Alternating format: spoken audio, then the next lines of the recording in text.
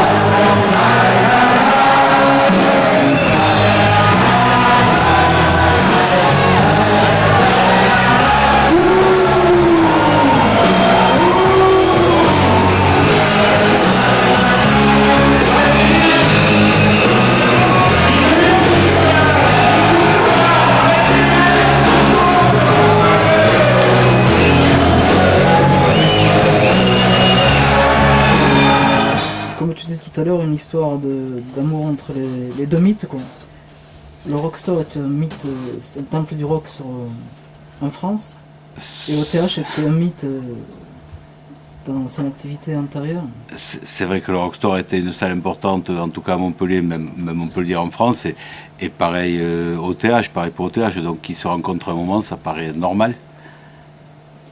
Est-ce que tu penses pas avoir fait des jaloux par rapport au groupe montpelliérains qui sont en activité actuellement? Des jaloux, je sais pas, des gens qui auraient bien aimé jouer pour les 20 ans du Rockstar, je pense qu'il y en a quelques-uns, puisque quelques-uns m'ont dit qu'ils étaient prêts à le faire.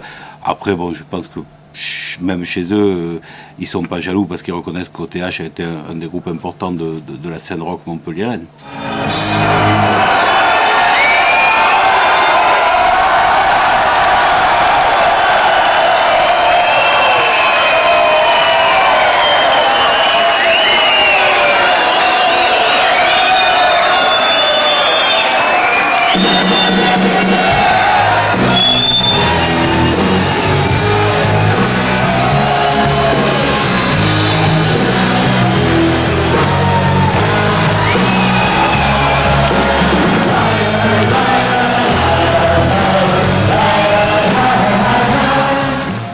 Depuis l'annonce officielle d'OTH donc pour cette fameuse soirée du 13 octobre, combien de coups de fil vous avez reçus de demandes d'invitation?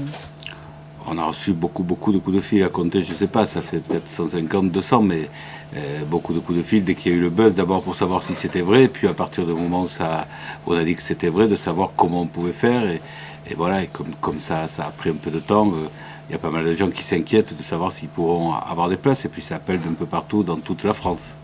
Par exemple? Par exemple à Brest, par exemple à Marseille, par exemple à Bordeaux, par exemple à Angers, ou Little Bob même qui a appelé pour dire qu'il était malheureusement pas là parce qu'il faisait un concert en Bretagne et qu'il aurait bien aimé venir chanter 3 morceaux avec les OTH. Ça, je le sais.